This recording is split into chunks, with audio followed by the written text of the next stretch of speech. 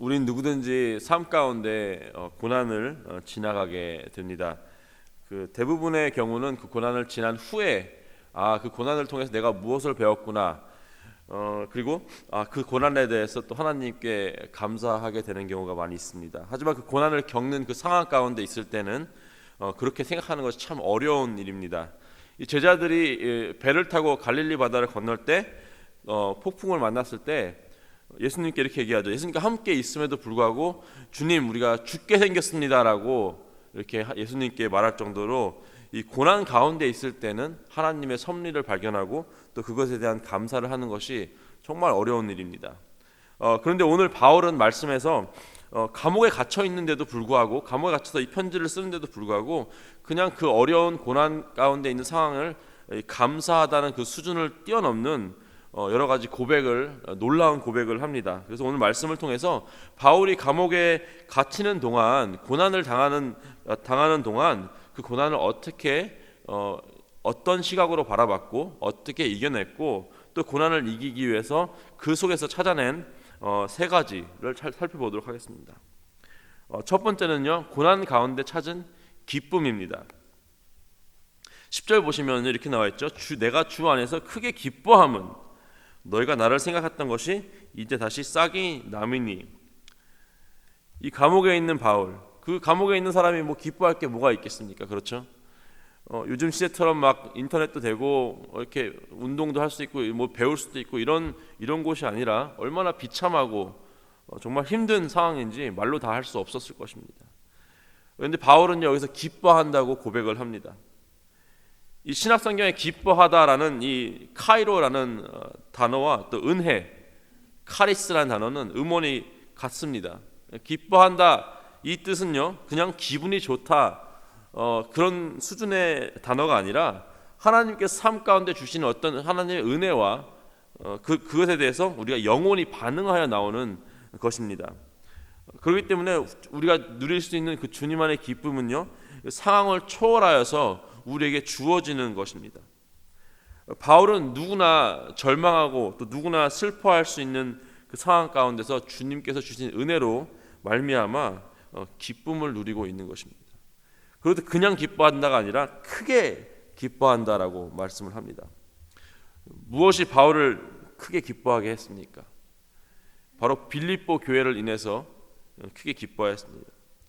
빌립보 교회는요, 바울의 이 선교에 재정적으로 또 기도로서 또 여러 가지 후원으로서 적극적으로 참여했던 교회였습니다. 바울은요, 자기 자신의 이 사역을 위해서 아무에게나 후원을 받지 않았습니다.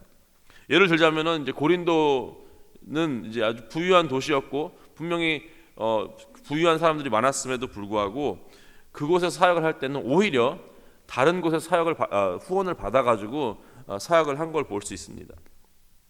아마도 고린도 교인들은 성숙하지 못했기 때문에 바울이 그들에게 후원을 받으면서 거기서 사역을 했으면은 여러 가지 또 오해를 받고 또 복음을 전하는 것을 방해를 받았기 때문에 받을 것 같아서 아마도 그랬던 것 같습니다. 하지만 빌립보 교회는 달랐어요. 빌립보 교회는 아주 기쁘게 아주 성숙한 모습으로 바울의 사역을 후원하고 도와줬습니다. 바울도 그것을 알았기 때문에 빌립보 교회의 후원을 기꺼이 받았습니다. 이 빌립보 교회는 하나님을 섬기고 복음의 확장을 위해서 정말 바울의 사역에 적극적으로 동참했습니다. 자신들이 누군가를 도와준다, 자기가 여유가 있으니까 그 돈으로 누군가를 도와준다라는 그 수준의 생각이 아니라 하나님의 나라를 위하여 내가 심는다라는 마음으로 바울에게 재정을 보내고 후원을 한 것을 볼 수 있습니다. 그리고 바울은요, 빌립보 교회의 후원을 받았기 때문에 기뻐한다라고 고백하지 않았습니다. 바울은요, 빌립보 교회가 하나님의 나라를 위하여 심은 것들이 이 복음 전파라는 싹이 났기 때문에 그것에 기뻐했던 것입니다. 바울은요, 하나님께서 기뻐하는 것이 무엇인지 알고 있었습니다. 한 마리의 잃어버린 양을 찾은 목자가 얼마나 기뻐하는지 잘 알았습니다. 그렇기 때문에 정작 본인은 감옥에 있지만, 정작 본인은 고통 가운데 고난 가운데 처해 있지만 복음의 씨앗이 심어지고 이 싹이 나고 열매가 나는 것을 보면서 크게 기뻐했습니다.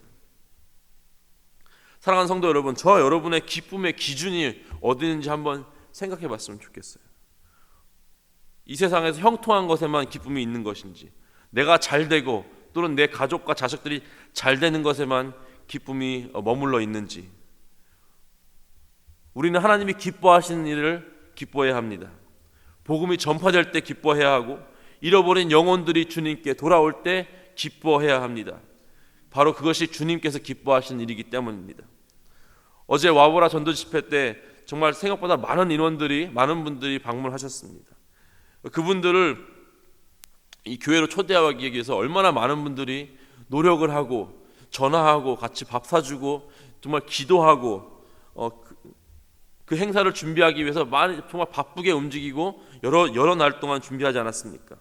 그 중에 단 한 명의 영혼이라도 예수를 믿지 않았던 영혼이 그 자리에서 또는 그 일을 통해서 예수를 믿었다면 얼마나 하나님께서 기뻐하시겠습니까? 그 수많은 노력과 사용된 재정들이 하나도 아깝지 않을 정도로 하나님께서 기뻐하실 것입니다. 우리 퀸즈 한인교회가 주님의 기쁨을 위해서 이 빌립보 교회처럼 열심히 후원하고 열심히 섬기고 우리의 모든 것을 사용하기를 주님의 이름으로 축원합니다. 그리고 또 바울처럼 우리의 상황을 뛰어넘어서 하나님께서 기뻐하시는 일을 바라보며 기쁨을 느끼시기를 주님의 이름으로 축원합니다. 두 번째는요, 고난 가운데 찾은 만족입니다. 11절 보시면요, 이렇게 고백을 하죠. 나는 어떠한 형편에든지 나는 자족하기를 배웠노니. 바울은 자신이 기뻐하는 것이 어떤 필요가 채워져서 그것에 대해서 기뻐하는 것이 아니라고 설명을 합니다. 정말 필요했을 거예요. 정말 재정이 필요했을 것이고 정말 누군가의 도움의 손길이 필요했겠지만 그런 것들이 채워졌다고 기뻐하는 것이 아니라고 말을 합니다. 12절 보시면은 나는 비천에 처할 줄 알고 풍부에 처할 줄도 알아. 모든 일 곧 배부름과 배고픔과 풍부와 궁핍에도 처할 줄 아는 일체의 비결을 배웠노라라는 고백을 합니다. 이 표현이 참 흥미롭습니다. 비천에 처할 줄도 알고 풍부에 처할 줄도 안다. I know how to be brought low. I know how to abound. 좀 더 쉽게 표현을 하자면 이렇습니다. 나는 아무것도 없이 살 줄도 알고 또 풍족한 가운데서도 살 줄 안다. 많은 사람들이 삶에서 만족을 얻지 못하는 것은 가진 것이 없고 또 필요한 것을 갖지 못해서가 아닙니다. 사람들이 삶에서 만족을 얻지 못하는 것은 없이 사는 방법을 몰라서입니다. 그리고 아이러니하게도 풍부한 가운데서 사는 법도 모르기 때문입니다. 지난주 휴가를 이제 맞아서 가족들이 놀러 왔습니다. 놀러 와가지고 저도 잘 모르지만 같이 헤매면서 맨하탄을 좀 돌아다녔어요. 갔는데 좀 힘들어가지고 벤치에 앉아서 좀 쉬고 있는데 막 큰 소리가 나가지고 보니까 이 공사 차량이 있어가지고 뭐 어떻게 드랍을 해야 돼가지고 길을 막아놨더라고요. 근데 정말 이 비싼 새 차, 아주 신차 한 10만 불 정도 돼 보일 만한 차에서 옷을 쫙 빼입은 사람이 내려가지고 막 욕을 하고 화를 내는 거예요. 그 길어봤자 3-4분 정도 길을 막았을 뿐인데 불구하고 정말 모든 것을 가진 것 같이 보인 사람이 거기서 3-4분 때문에 막 화내고 소리 지르고 욕하는 것을 봤습니다. 많은 사람들이 오해를 하고 있습니다. 내가 좀 더 많이 가진다면, 좀 더 벌고 좀 더 부유해진다면 삶이 만족스럽겠지. 내가 기쁨을 누릴 수 있겠지. 하지만 그렇지 않습니다. 삶의 만족은요, 내가 처해진 상황 가운데서 오는 것이 아니기 때문입니다. 바울은 주님과 동행을 했습니다. 그리고 삶이 주님께서 원하시는 것을 하는 것에 초점이 맞춰져 있습니다. 그리고 주님이 기뻐하시는 것을 기뻐했습니다. 그랬기 때문에 내가 풍족하건, 내가 돈이 없건, 내가 배부르건 배고프건 그 모든 상황 가운데서 만족할 수 있는 법을 배웠습니다. 개역 개정에는 그 단어가 자족이라고 나와 있고요. ESV에서는 I have learned in whatever situation I am to be content 이라고 합니다. Being content라는 말은 더 이상 필요한 것이 없이 행복한 상태를 이야기합니다. 이 말이 쉽지 정말 어려운 일입니다. 행복할 수는 있어도 필요한 것이 없을 정도로 행복하다라는 말을 고백하기엔 정말 힘든 것 같습니다. 우리 애들이 태어났을 때, 딱 태어난 그 순간 안았을 때 얼마나 행복합니까? 그렇죠? 여러분 다 경험해 보셨죠? 근데 딱 안으면서 생각하는 것이, 이제 이 아이들 어떻게 키우나, 이제 걱정이 밀려오지 않습니까? 예. 필요한 것들이 생각나요. 돈이 더 필요하고요, 또 더 좋은 환경이 필요하고, 그렇죠? 아무것도 필요한 것이 없고 행복한 상태, 그 유지하는 것이 정말 어려운 일입니다. 바울은 이렇게 고백을 하죠. 그래서 내게 능력 주시는 자 안에서 내가 그것들을 다 할 수 있다라고 합니다.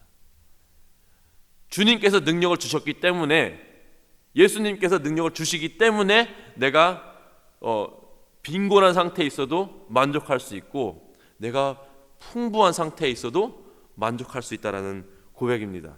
이 빌립보서 4장 13절, 이거 오해를 많이 사는 구절이죠. 내가 능력 주시는 자 안에서 모든 것을 할 수 있다라는 뜻은 그 모든 것이 이 세상 모든 것에 해당되는 것이 아닙니다. 그렇죠? 바울이 그렇게 얘기한 거 아닙니다. 예를 들자면 이렇게 볼 수 있어요. 내가 열심히 공부해서 이제 의대를 나와서 의사 면허 시험을 봅니다. 그래서 능력 주시는 자 안에서 내가 시험을 잘 통과할 수 있다라고 고백하는 것이 아니라, 오히려 이제 바울의 말씀의 의도를 보면 이렇게 해석하는 것이 맞습니다. 내가 열심히 공부해서 의대를 나와서 이제 의사 면허 시험을 볼 건데, 열심히 준비해서 시험을 봤지만 통과를 하든지 아니면 안타깝게 낙방을 하든지 간에 나는 주님 안에서 만족하고 행복할 수 있다라는 고백을 하는 것입니다. 왜냐하면은 나에게 능력 주시는 예수 그리스도 안에 있기 때문에. 바울은 이 극심한 가난 속에서, 고난 가운데서, 부유함 가운데서, 감옥에 갇혀 있는 가운데서도 주님 안에 있었기 때문에 만족하고 행복할 수 있었습니다. 그게 바울이 말하는 그 일체의 비결이었습니다. 여러분, 어느 목사님이나 자기 교인들을 위해서 똑같이 바랄 것입니다. 다 잘되고 다 형통하시길 아마 바랄 겁니다. 저도 마찬가지고. 근데 그보다 더 소망하는 것이 있습니다. 바로 여러분이 어떤 상황이 오든지 간에, 비천에 처하든지 풍부에 처하든지 오직 주님 안에서 만족하고 행복하는 법을 터득하는 것입니다. 그렇게 되시길 주님의 이름으로 축원합니다. 세 번째, 바울이 고난 가운데 찾은 것은 바로 소망입니다.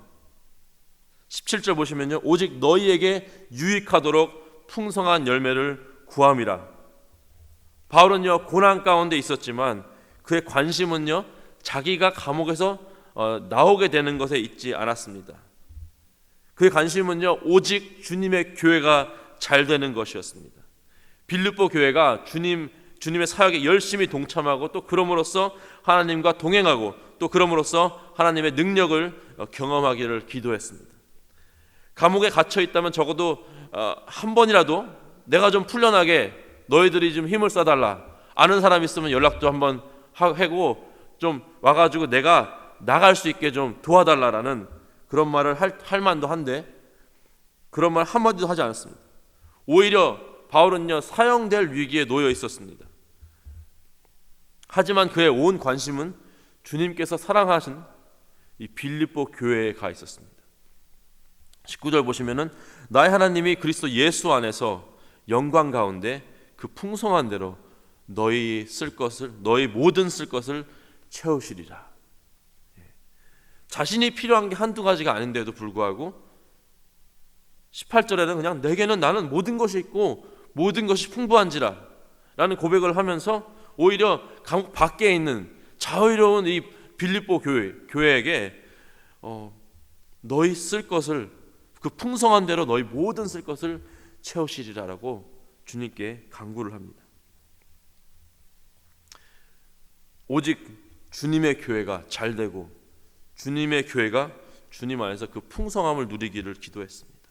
고난에 처한 자신을 돌아보면서 그 시선이 자기에게 머무는 것이 아니라 하나님의 시선이 머무는 그곳, 그 교회에 바울의 시선도 머물러 있었습니다.